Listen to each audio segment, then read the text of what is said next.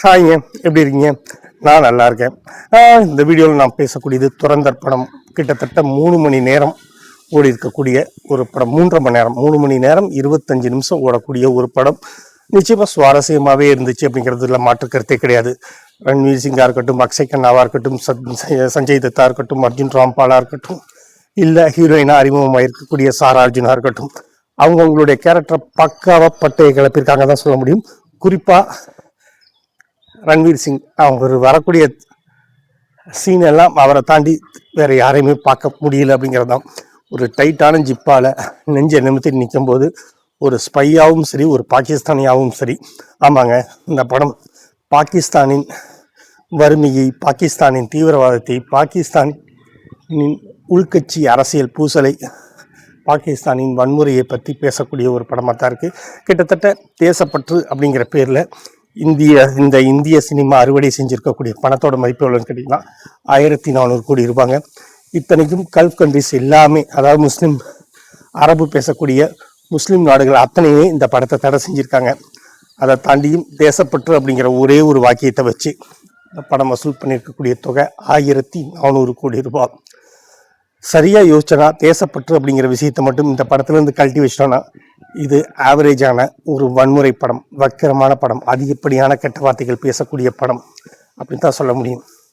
ஆனால் அதையெல்லாம் தாண்டி இந்த படம் ஏதோ ஒரு வகையில் நம்மளை ஈர்த்துக்கிட்டே இருக்குது. அக்ஷய் கண்ணோட ஸ்வாகான நடிப்பு,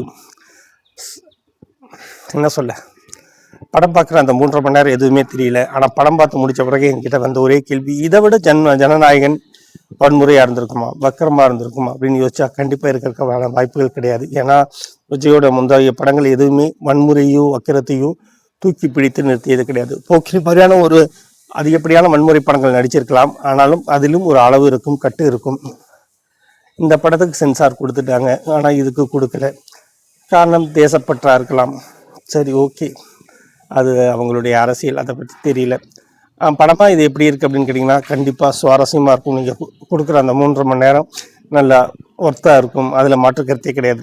பட் ஃபேமிலியோடு சேர்ந்து பார்க்க முடியுமா அப்படின்னு கேட்டால் பச்சையாக கெட்ட வார்த்தை. குழந்தைகளோடு பார்க்க முடியுமா அப்படின்னு கேட்டிங்கன்னா ரத்தம் தெரிய, கழுத்து அறுத்து போடுறாங்க, கண்ணை தூண்டி போடுறாங்க, அளவுக்கு அதிகமான வன்முறைகள். அது இயல்பு அப்படிங்கிறத தாண்டி நம்மளால் ஒரு வயது வந்தவர்கள் கூட தாங்க முடியாத ஒரு வன்முறையை தான் இந்த படம் பேசியிருக்கு அப்படிங்கிறது. அதை தாண்டி இவங்க உண்மையான விஷயங்கள், இந்தியாவுக்கு பாகிஸ்தான் செஞ்ச கெடுதல்கள், இதெல்லாம் பற்றி பேசியிருக்காங்க. ஸ்க்ரீன் பிளே பக்காவாக இருக்குது. 3.5 மணி நேரம் அப்படின்னாலும் போர் அடிக்கலை, எங்கேயுமே தொய்வாகலை. மியூசிக் பட்டையை கிளப்புது. என்ன சொல்கிறது, எல்லாரும் அவங்கவுங்க சைடில் கரெக்டாக ஒர்க் பண்ணியிருக்காங்க. மாதவனை மட்டும் கொஞ்சம் மாதவனாகவே காட்டியிருக்கலாம். அவருக்கு ஏன் அந்த மாதிரியான ஒரு ஹேர் ஸ்டைல் வச்சு, அந்த மாதிரியான ஒரு மீசியை வச்சு அவரை அப்படி காட்டணும்னு எனக்கு புரியவே கிடையாது. அனிமல் இப்படி தான் எனக்கு பிடிக்கவே இல்லை அப்படின்னு சொன்னாலும் அந்த படத்தை 2 தடவை 3 தடவை பார்த்தேன். இந்த படத்தையும் அப்படி தான் பார்ப்பேன்னு நினைக்கிறேன். ஏன்னா அனிமலை விட இந்த படம் நிச்சயமாக நல்ல படம் தான். அனிமலில் இருக்கக்கூடிய பாலியல் வன்முறைகள் இந்த படத்தில் கிடையாது. உண்மையில் ஒரு பாகிஸ்தான் பொண்ணை லவ் பண்ணும்போது, இல்லை பாகிஸ்தான் பெண்களை நிச்சயமாக கௌரவமாகவே காட்டியிருக்காங்க அப்படின்னு கூட சொல்லலாம். அந்தளவுக்கு நல்ல படம் தான். வன்முறைகள் அதிகம் அப்படிங்கிறது மட்டும்தான் இந்த படத்தோட பெரிய மைனஸாக இருக்குது. வேற என்ன சொல்ல, பாகிஸ்தான் இவ்வளோ ஏழ்மையான ஒரு நாடாக, தொழில்நுட்ப ரீதியாக நிறைய தொலைச்சிருக்காங்களோ, முன்னேறலையோ அப்படிங்கிற விஷயங்கள் நமக்குள்ளே தோணும் போது நமக்குள்ளே ஏதோ ஒரு குரூரமான ஒரு சந்தோஷம் நமக்கு வந்துகிட்டே இருக்குது. அந்த சந்தோஷம் தான் இந்த படத்துக்கு வசூலை அள்ளி குவிச்சிருக்கு. பாகிஸ்தான்லேயே எடுக்கவே இல்லை இந்த படம் அப்படிங்கிறது நம்ம எல்லோருக்குமே தெரிஞ்ச விஷயம்தான். ஆனால் அந்த படத்தை பாகிஸ்தானில் தான் எடுத்தோம் அப்படின்னு நம்ப வச்சிருக்கிறதுல தான் இந்த படத்தோட வெற்றியே இருக்குது. பார்ப்போம், இன்னொரு சினிமாவில் மீண்டும் சந்திப்போம். நன்றி.